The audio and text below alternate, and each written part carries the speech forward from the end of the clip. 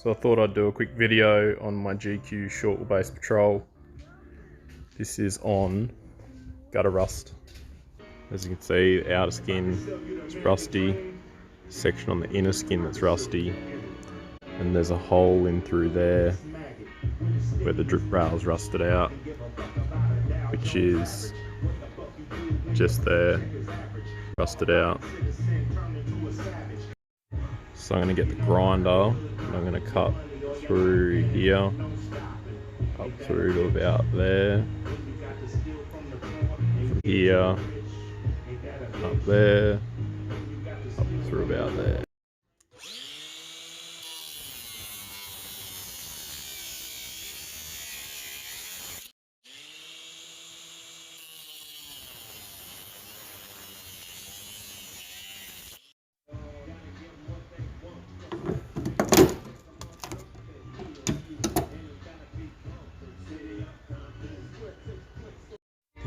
So I cut a bit more out because rust has gone up a bit higher. This is the fun part where we start chasing it and we keep cutting out until we get no more rust in the back there.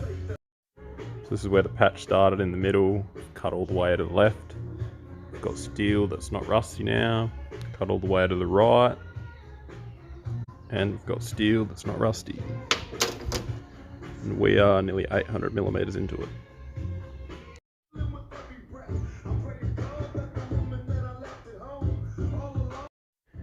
So this stuff here, sealant,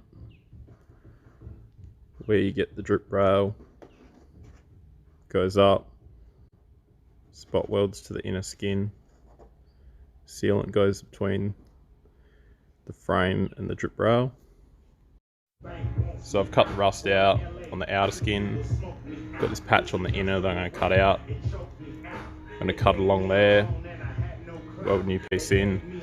I could have cut here and then down and unpick the spot welds there. There's no point. I have to weld 50 millimeters there and 50 there. This patch from there to there is only 150 long, so that's what I'll do. And just cut out to the end there. So I got the new gutter pressed up and in, just held in with self tappers. I like them better than Klecos because they grip more. Got an overlap there, so what that's for is you get it lined up, weld it in, and then you can sand it down. This doesn't have a safe edge, but this is 1.2 millimeters. This factory stuff, I think it's like a millimeter, has a safe edge, but by the time it gets pressed down, it's about the same thickness. I'll sand that off with a belt sander and a flat disc so it's not sharp. So here we got this strip rails 1.8, and the new one, 1.2, it's 0.6 of a millimeter, but it's got paint on it as well, so it's going to add some thickness. So I'm going to make up the outer skin. Big tech tip here is if you want to make a template, go get some roofing steel, some 0.48, I think it is, and you can make a template heaps easier than if you're using 1 millimeter. And you can just use pliers to bend it up. It'll give you the profile you need. So I've cut this patch out on the inner frame. It's a good time to get some of this stuff. It's cavity wax. It's got a little nozzle and it sprays in all different directions. Feed it up through there, get as far as you can.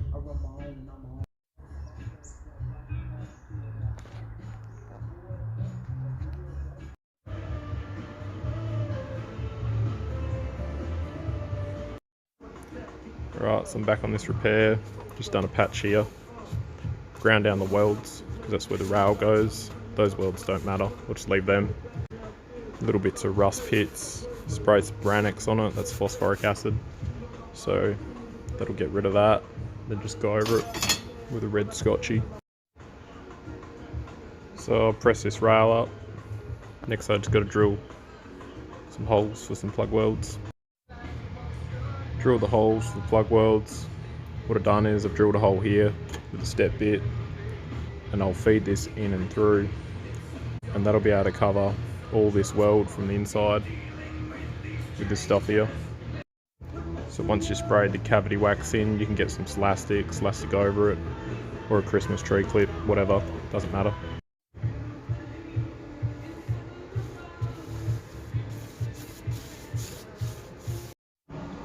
So all these patches are made of zinc. What happens when you do the plug welds is obviously weld wire ain't made of zinc. It's going to be vulnerable spots where it's going to rust. Even on the new cars, you get a 10-year-old Falcon, they all rust on the spot welds. That's where it starts. So I'll paint this, sand it back, spray it with copper-based weld-through primer. I'm sure some expert will say zinc is better, I couldn't care less. That's how I do it.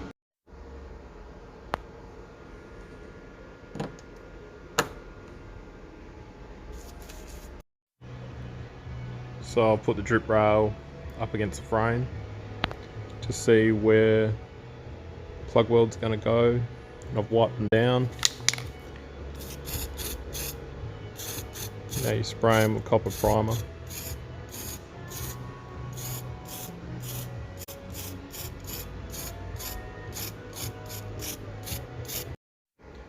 The reason I do this is if you've ever tried to weld with rust kill, is it spits like shit. You won't get any penetration. You end up with just porosity, shit-filled plug welds. Chuck a couple of Tech screws in to hold it flush against the frame. Tack weld here, then tack weld down there. This is where the excess on the drip rail comes in handy. This is a copper heat sink. Just a piece of pipe, bash it out straight, put a bend on it, one with a flat. Chuck that behind there, you can give it a buzz with the MIG. Copper absorbs the heat, stops it from blowing through. So weld that together. You want to make sure when you do it, prep the area so you don't end up with spatter and shit in the big weld. It's easier to grind down. Next I'll do these plug welds and I'll go along just to make sure the drip rail is right on the frame. Just tap it with a chisel just along there. Tap it with a chisel just so it all fits up flush. I've got the drip rail plug welded on. Won't be real noticeable that there's a high spot just there. It doesn't matter. Get the outer skin welded on, plug welded, and then we'll get a bolster. It's just a brickies bolster, and you can in there hammer down till it's level. Got to sand these welds down now, so I'll sneak this one in. You'll get parts where you can't fit a file sander or a die grinder, so you go and get a thin cutting disc, chuck it on the grinder, you can sneak right in there. So the rail's welded in, you're going to get all sorts of spatter and grind and dust and shit. Get your wire brush, clean it all out. Once it's all cleaned down with a wire brush, wipe it down with thinners, get some seam sealer. You can use any other brand, Terrason, whatever is out there. Come along, just seam seal along here. Stops any moisture from getting in the seam.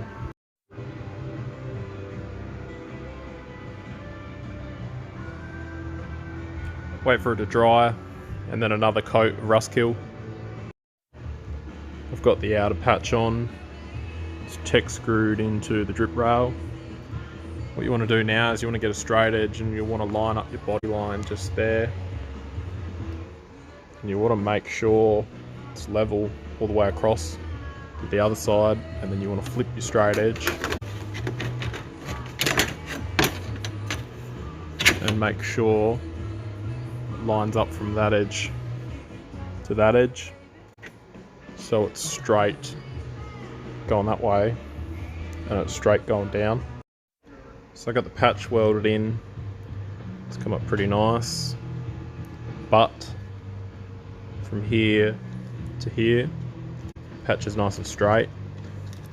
But from here to there, patch is sunken in. So what happens is when you weld, is you want a gap, usually whatever the thickness of your wire is. I use 0.9, so I aim for about 0.6 of a gap. When you do your weld here, what happens is heat expands metal, but then when it cools to a point less than what the metal was originally.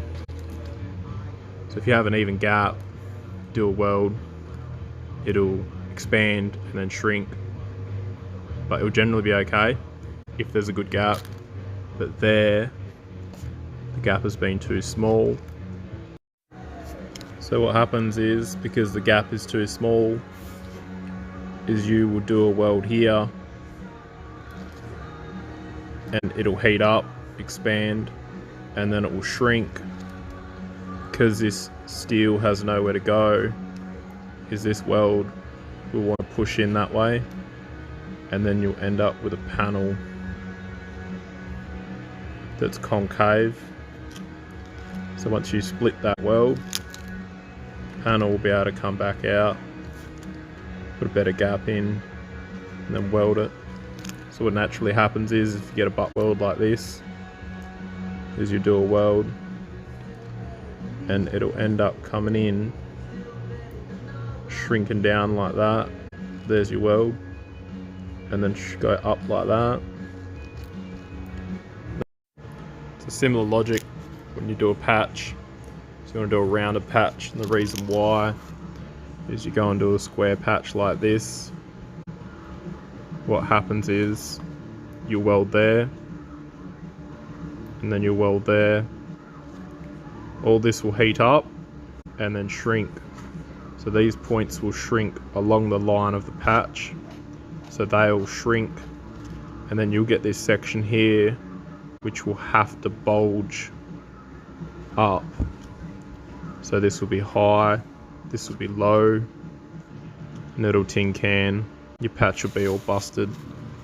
Whereas if you do it this way with a rounded patch, what will happen is, it's where your patch will be, it's where you do your welds, is it'll heat up all the way around like that, and it'll shrink all the way around like that, but it'll shrink in a manner where it evenly takes steel from here, here, here, all the way around. So instead of going like that, having it shrink that way, shrink that way, it'll shrink in a more controlled, even manner. That's how you keep patches straight. Now that I've split the weld, this panel's relaxed in, so it's sitting too low. What happens is, this is zinc anneal and this is mild steel. So if you get zinc and you weld it to mild steel, this is your zinc. That's going to be tough as, because it's tougher than mild steel. It's thicker than mild steel too. This is 1 mil, this is 1.2 mil. What will happen is, this is your zinc, this is your mild steel. Your zinc's got all the strength, so the mild steel isn't going to react the same. Whereas if you patch zinc and zinc, or mild steel and mild steel, it'll react the same. It's easy to planish mild steel, it's not easy to planish zinc. What happens is, because zinc is tougher than mild steel, has a lot more memory than mild steel in a spring sense. So now that this is low, if I pulled this out and then tack welded it, it would suck straight back in. So what you have to do is, you have to bend it over the point where you reset the memory of it, and it will butt up flush. Or if you don't, if you just pull it and tack it, it just pull straight back in. People probably watching this video wondering what the fuck I'm on about. This is the sort of stuff when you start to understand why it's doing what it's doing, why it's shrinking in the wrong spot, why it's pulling out of square, all that bullshit. So once I got that reset, I'll chuck a few more tacks on back where they were. I've got a good gap. It's about 1 millimeter's worth, but I use 0.9 wire, so it'll sink in nicely. I've got the patch welded in. From there to about here, it maintains the roof profile, but from here to about there, it's sucked in with the heat. But it's sucked in with the heat, it hasn't buckled though. Before it was buckled. So there's about 3 millimeters gap there with a straight edge. I can fit a dolly underneath this roof frame if I take the roof lining out and then slap it straight. I'm going to grind the welds down now. What I do is, I use an angle grinder with a grinding disc. You want to knock the top of the welds off. You don't want to go using a flap disc straight up, because you'll put too much heat into the weld. And the other thing is these are expensive. If you had to grind all this down, is you end up wearing them out. Once they get to this point, is they put more heat in than they do grind the weld. So yeah, top off one of these first. So I've gone over the welds with the grind disc. Then the next step that I do is I go over it with a 60 grip flap disc. I don't use a 40 because they wear out too quick, and then at 80, 120, they end up just going bald and heating the panel up. So once you do that, I use a file sander, usually 60 grit, go over it. I've got the patch sanded down, pretty happy with it. So what can happen is where this roof panel sits lower, you can see there's a low point in there. Now what happens is that's your mild steel, that's your zinc. You'll put the weld there, and the mild steel, because it's weaker, where you put the weld there, it'll shrink there. So heat up, expand, and then shrink. That's your zinc steel there.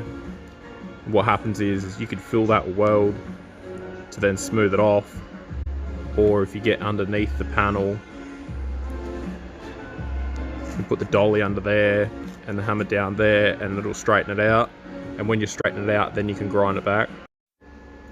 Now in most industries, you always get the experts, and the experts will fucking carry on till the cows come home. They'll go, oh, you should have file finished it, blah, blah, blah, that's a shit house job.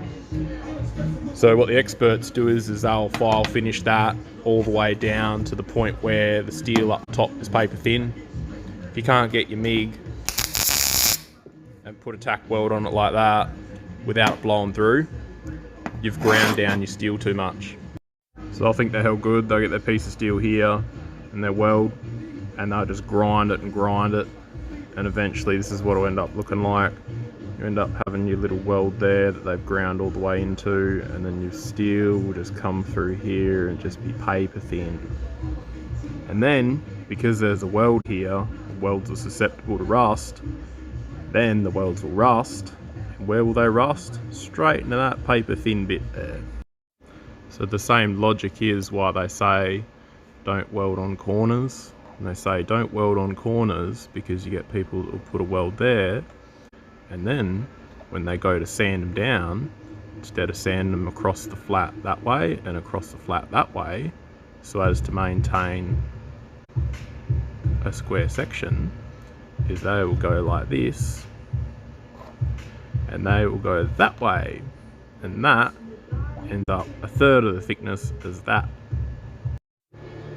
Bit of an example for this is I would never do a patch there, never do a patch there, definitely never do a patch down there, because you can't grind into it without digging trenches, you can't grind that without rounding it off, so you would do your patch up here where I done it. Now what you do is, if you want to try and slap it straight, so you put less filler in there, which I don't think I will do because it's a 30-year-old patrol and it's probably worth about 7 or 8 grand max. Get some of this shit, spray it on. There's probably 500 other videos on YouTube showing you how to do this shit. So if you think this isn't the way, go watch another one. Now rattle can primer's good to double check if you got pinholes. I think there's one there. You want to fix them, you don't want to leave them because moisture can come through. If you used paint out of a spray gun, it could go on thick enough that you don't see the pinholes. So it's pretty easy just to spray this shit on and it'll wipe straight off with a rag. So to fix the pinholes, you just step drill them.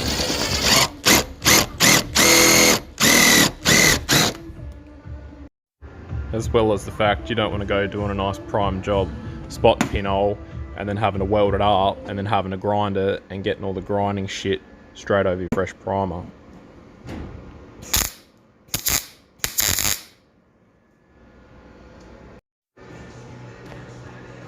And that's what I mean there. So this is the part where I've got to try and match in the old drip rail to the new drip rail. And the thing is with these wagons, short wheelbases, utes, whatever, is they're not actually perfectly straight. So if you put a straight edge from there to there, it'll give you a rough guide, but your eyes really have to come into play here and you have to eyeball it. It's like there's a saying, if it looks straight it is. You can see down here where it starts to taper down. I'm doing another patch. From that point to there, if you put a straight patch, it'll go wonky, it'll go curved, straight, and then curved. So you've actually got to put that patch in a shrinker, or stretcher I should say, and stretch that section to curve it down.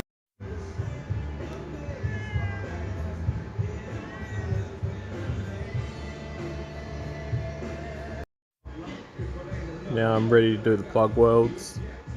Before you do the plug welds, you've got to make sure from there to there, looking down, doesn't go curved, wonky, and then curved. It's much easier to do these plug welds right the first time, so use G clamps. Go and sand it out, go and get a scribe and scrape out any little bits of crud or whatever's in there. Get your chisel, make sure they meet up, and then get panel hammer, whatever, a bolster, in and down. Make sure it's all flat. Got the plug welds done. So what happens is when you do plug welds that are close to an edge, is you don't want to turn the weld up too much, because as you can see here, is they'll burn through your edge. So what you do is you hold your weld until you feel the weld sink in. So you can see these welds are a little big, but you want to look underneath and you want to see little globs from where the weld has sunk in and penetrated. There's no sense in going doing a weld and not having a big weld and having just a flat one. You look underneath and there's no penetration. It means your plug welds aren't going to hold. The problem I have as well is the shroud of my welder is too big to get in close, and when you get too much stick out, sometimes the weld can start shit, but it's alright. Ground back the welds with the grinding disc on the grinder, and now sand back with this. I've got the plug weld sanded down with a file sander. Now what you want to do is, if you've got a plug weld here and there, whatever, you just want to grind the area of the plug weld. You don't want to go thinking, oh yeah, I'll grind all the way down here, make it look nice and shiny, because you're going to grind off your zinc coating. That's going to stop it from rusting in the future. Now if you can get a spot welder, one of the ones that just goes like that and spot welds it, you're way better off doing that, because you know it's only going to have the section where it spots. You're not going to have to grind down the weld. You're not going to get all the extra heat in there. But I don't have that, so this is how I do it. Anyways, I was going to show you how to finish this off and show you where the low spots are. You just go over it with black primer, black paint, flat black. So you get the sand and block, and you just go over it. Where the black is, shows you where the lows are. Put a straight edge on there. It's about 3 millimeters. So if you want to tidy that up, put your dolly under there, as I've said before. Otherwise it's basically ready to just body fill straight like that once it's primed. I've got the rail ground down. Basically what you want to do is you want to get your angle grinder with a flat disc, and you just want to keep going across and across and across. I mean, you can scribe it, but sometimes you focus too much on sitting on the scribe line, and all it takes is to go down that little bit too much, not realise what you're doing, and then all of a sudden the rail sits too low. So the other thing is that if you do scribe it from there to there, is this rail does have sort of a curve in it, so you end up having a straight line, trying to take reference off a straight line for a curved object. So once you eyeball enough, you can come in and just start sanding it down, and this is going to knock the lows and the highs down just to make sure it's not wavy. So I've got it sanded down. It's a bit hard to tell if you get a black object and a steel object to see whether or not it flows, because one's going to stand out more than the other. but from here it looks really good. When you finish sanding the top edge, is you want to sand like that. You want to sand like that, because otherwise if you sand just one way, you're going to end up with a sharp edge. You don't really want that on a drip rail. That's the repair done. I'm going to leave it in bare steel for now. I put the car over the pits, and because my welder was broken, I filled the rust patch with elastic, and the inspector had a bit of a shitty at me.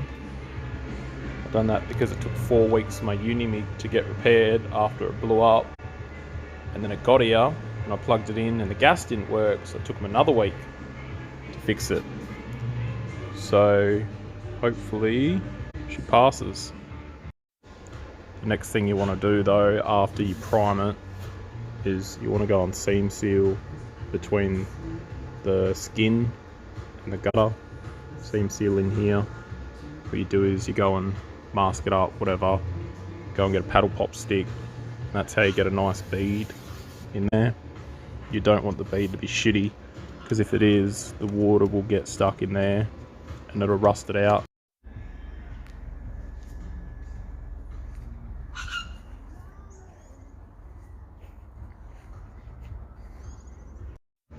Next one I got to do is just this repair here. This will probably only be another 2 hours.